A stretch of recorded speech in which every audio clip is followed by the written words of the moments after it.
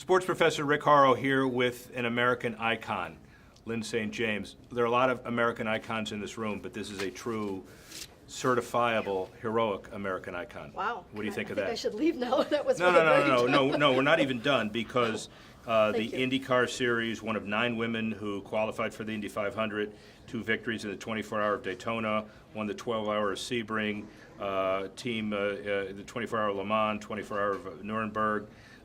There's a lot here. Yeah, I've been doing it a long time. Do you miss it? I still do it.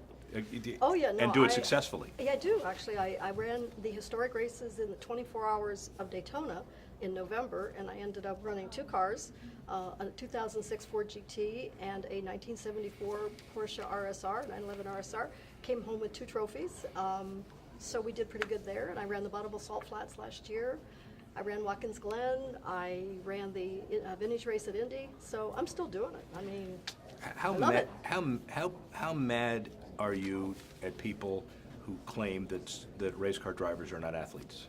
Well, I don't get mad, but I do have a conversation with them. Yes, you do. To be able to explain to them that we are athletes, certainly. I mean, we put heart rates on, race car drivers. We maintain 85% of our max cardiovascular the entire time we're in the car. We don't carry the car, but we still have, nobody's been able to really describe how much physical energy it takes to turn the steering wheel. And the car, basically wants to only go straight. And so whether you're running an oval or whether you're running a road course, you have to turn a lot. And so we're still trying to figure out how to be able to tell that. And physically, I mean, just the footwork and the amount of energy it takes to put your foot on the brake when you're coming from 200 miles an hour to maybe 80 to be able to go through a corner. It's the G-forces and the energy it takes. So we are athletes completely. Of course you are. How's the racing changed in the last 15, 20 years? Well, it's gotten better, I think. First of all, the technology of the cars is certainly so much better. But at the same time, the quality of the drivers there's more depth in the fields. There's always been great race car drivers, and there's always been great races, but I think because now any race, if you have 30 cars or 33 cars or 22 cars in the field, probably any one of them are capable of winning, as opposed to maybe 2 or 3 or 5 or something. So there's a lot more competition, and I think it makes the racing better. We'll talk about the philanthropy in a minute because that's really, really important. But what about the business? What are the big factors that have changed from a business perspective in the last 15, 20 years? Well, I mean, the one thing I don't miss is chasing sponsorship because that's really been a part of it. But I also recognized when I first started racing back in the late 70s and the 80s is that this is a business. Once you transition from accepting anything, whether it's money or product, then you recognize it's a business. Now it's a very sophisticated business, where back then it was a little rougher. It was a little, B2B was a little more about personal relationships, right. Where now it is truly a business venture and a business exercise. And so, as always though, you really need to know, as a driver or a team owner, you need to know what you can do for the company, for the sponsor. They know what you want. Do most drivers get it? I think the ones that are out there that are successful do. Sure. There's a lot of talented drivers that don't make it because they don't understand that part of it. They think, I'm going to win races, so everybody's going to want me. Yeah. Where you've got to understand the business. From a philanthropic and charitable and foundation perspective, you're about to celebrate the 25th anniversary of the Women in the Winner's Circle Foundation. You founded in 1994, it's a while ago. That's right. Obviously a seminal event, movement. Talk a little bit about that.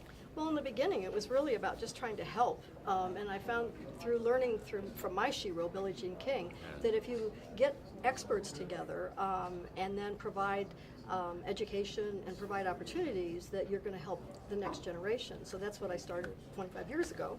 Hadn't done that math. And so for me, it's just about giving back. It's about if I can't benefit others through what I've learned, then it's pretty selfish. Well, but it's also humble because you've done more than give back. The movement has taken on more. Are you, obviously, much more to do, Women's Sports Foundation, everything else. Are you happy with where things are? You'll never be completely happy. No, in fact, I was just talking to our buddy Greg Ballard. Yeah, I said, good. I need help. Yeah, right. Because we have no data.